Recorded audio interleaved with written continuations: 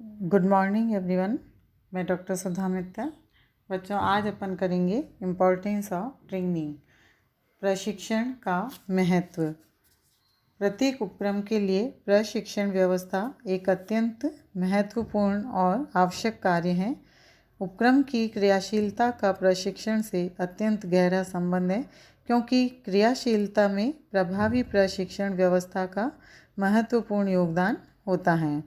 किसी संगठन में प्रशिक्षण का योगदान निम्न प्रकार से हम देख सकते हैं।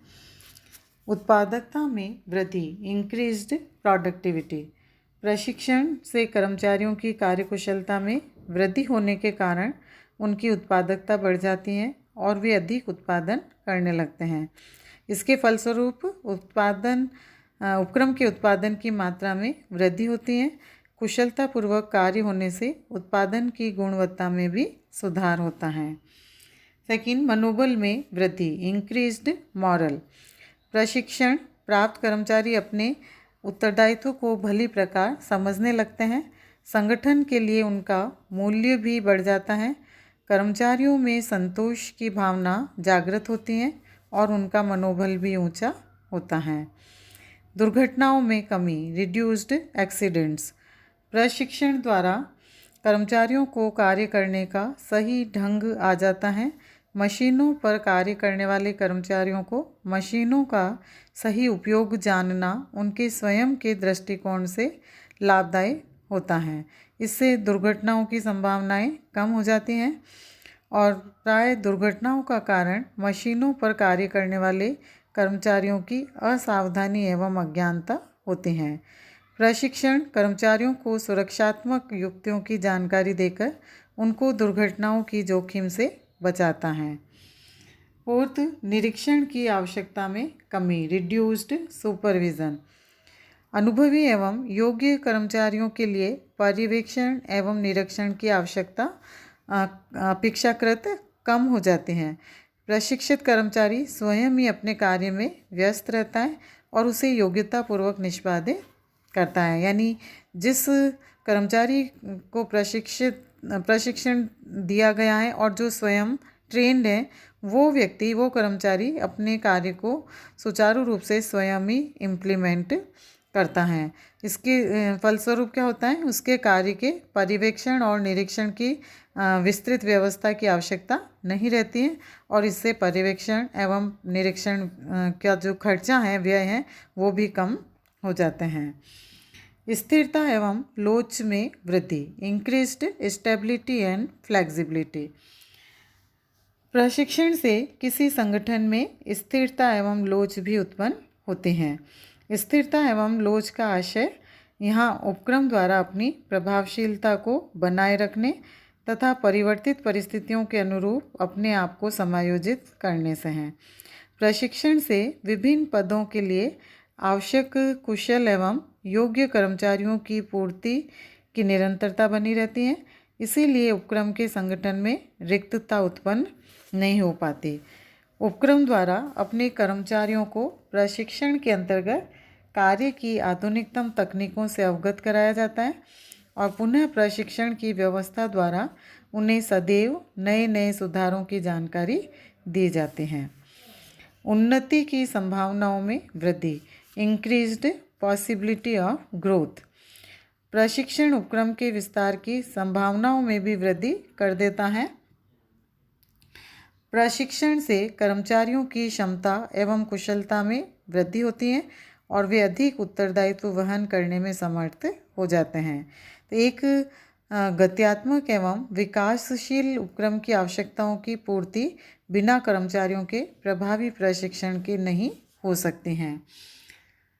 मानव संसाधन की आवश्यकता की पूर्ति, फुलफिल्स ह्यूमन रिसोर्स नीड्स। प्रत्येक उपक्रम को भिन्न भिन्न प्रकार की योग्यताओं एवं कुशलता से संपन्न कर्मचारियों की आवश्यकता होती है। उपक्रम द्वारा भर्ती किए जाने वाले कर्मचारी अपनी सामान्य शारीरिक एवं मानसिक क्षमताओं के आधार पर भर्ती किए जाते हैं। तो ऐसे कर्मचारियों को उपयुक्त पदों के उत्तरदायित्वों एवं कर्तव्यों की जानकारी देना आवश्यक होता है। कोई उपक्रम अपने कर्मचारियों के लिए प्रशिक्षण व्यवस्था करके ही उपयुक्त व्यक्ति को उपयुक्त कार्य के सिद्धांत का पालन कर सकता है। अतः अपेक्षित मानव संसाधन की पूर्ति में प्रशिक्षण का विशेष योगदान होता है। इसी प्रकार उचित कार्य निष्पादन प्राप्ति में कम समय reduce the time to reach acceptable performance। प्रशिक्षण के कार्य को सही ढंग से निष्पादन करने के समय को भी कम कर देता है और प्रशिक्षण के अभाव में कर्मचारी अपनी उच्चतम कार्यक्षमता पर पहुंचने में जितना समय लगाता है, प्रशिक्षण द्वारा वह समय कम किया जा सकता है। प्रशिक्षण कर्मचारियों को कार्य के निष्पादन की श्रेष्ठ विधियों से परिचित करा देता है।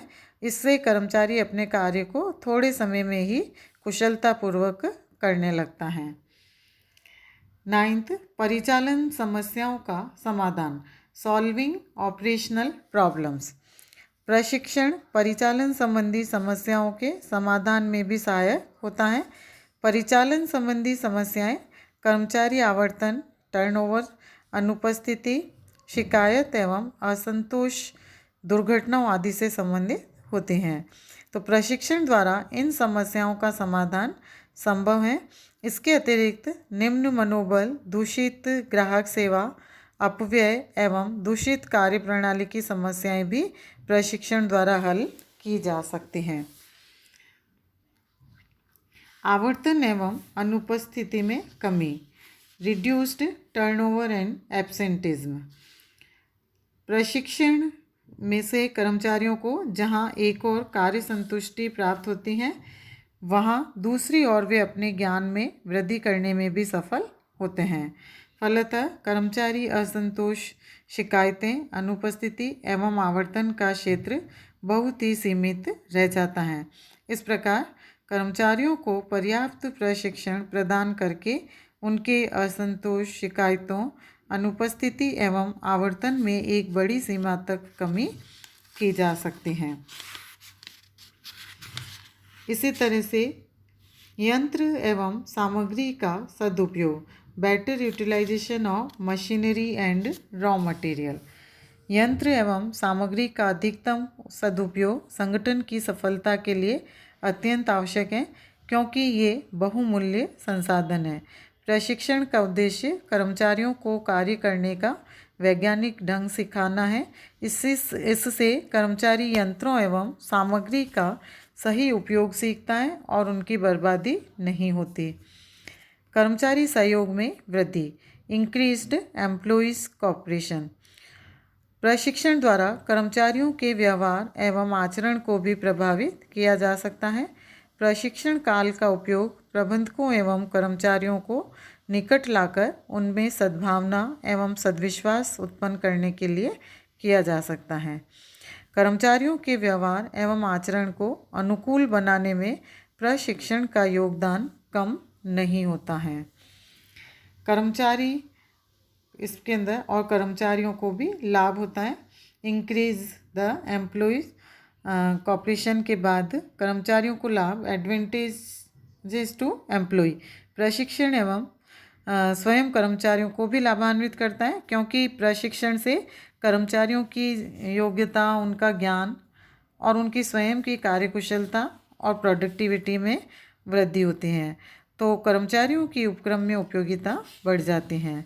इसका उनके बाजार मूल्य पर भी प्रभाव होता है और परिणाम स्वरूप कर्मचारी की आय में वृद्धि होती है। प्रशिक्षण कर्मचारी के सम्मान में भी वृद्धि करता है। प्रशिक्षित कर्मचारी की कार्यकुशलता का समुचित उपयोग करने के लिए उसे उत्तम कार्य दशाएं उपलब्ध कराई जाती हैं। फिर लास्ट, औद्योगिक अनुशासन एवं औद्योगिक संबंधों में सुधार। प्रशिक्षण का महत्व क्यों है? क्योंकि इससे औद्योगिक उत्पादन में निरंतरता एवं वृद्धि तथा औद्योगिक संबंधों में सुधार और ये समय की मांग भी है। तो प्रशिक्षण से कर्मचारियों में नियमों और नियमनों की अवहेलना की प्रवृत्ति कम हो जाती है और उपक्रम के हित में अधिक रुचि से कार्य करने की क्षमता बढ़ती है।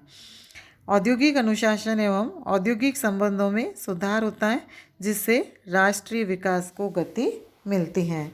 तो ये विभिन्न बिंदुओं से हम देख सकते हैं कि किसी भी संगठन के अंतर्गत प्रशिक्षण का क्या महत्व है, किस प्रकार से प्रशिक्षण किसी उपक्रम के लिए इम्पोर्टेंट होता है। धन्यवाद बच्चों।